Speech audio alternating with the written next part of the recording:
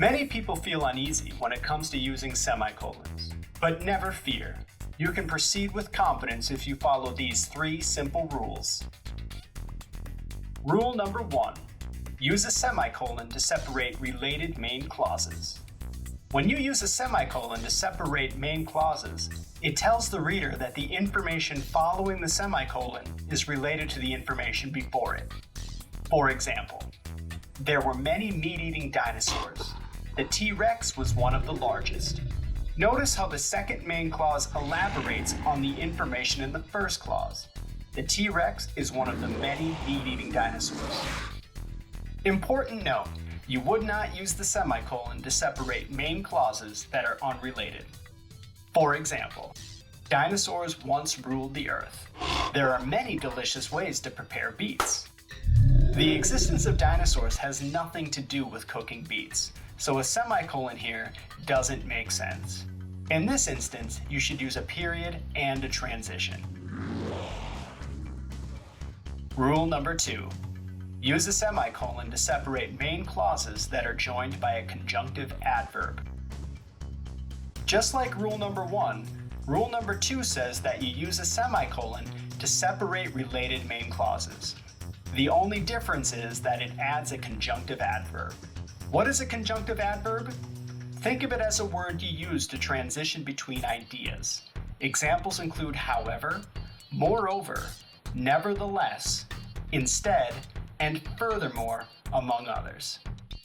When you place a conjunctive adverb between 2 main clauses, it indicates the relationship between ideas. This could be a relationship of comparison, contrast, cause and effect, emphasis, and other kinds of relationships. Let's look at an example. The Brachiosaurus wasn't short enough to ride the roller coaster.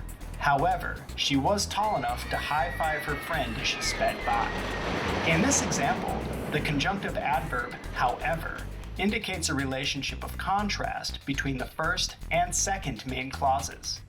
Just because the Brachiosaurus was too tall to ride the roller coaster doesn't mean she couldn't participate.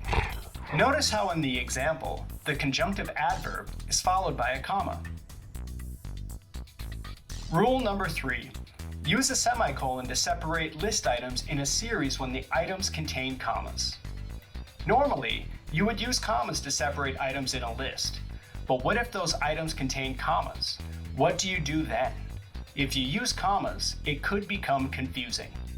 It turns out that the semicolon has the superpower to act as a comma when items in a list contain commas, so that the list is clear for the reader. Let's look at an example. I've traveled to Frankfurt, Germany, Tokyo, Japan, Dodoma, Tanzania, and Minneapolis, Minnesota, but my pet pterosaur was nowhere to be found. Without the semicolons, it would not be clear that the speaker traveled to 4 places. It would look like he traveled to 7.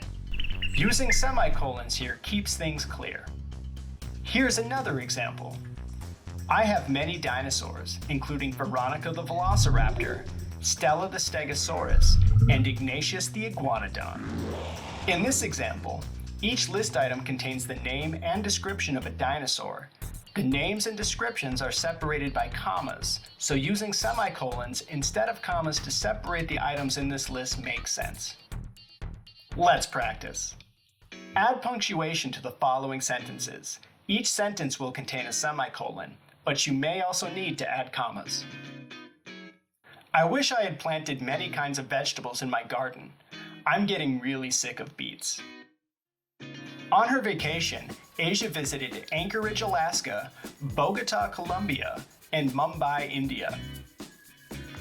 Marco has to wear a special bracelet before riding roller coasters. Otherwise, he gets too dizzy and has to take frequent breaks. In sentence 1, we need a semicolon between the main clauses. This shows that the second main clause is describing why the speaker wishes he had planted a larger variety of vegetables.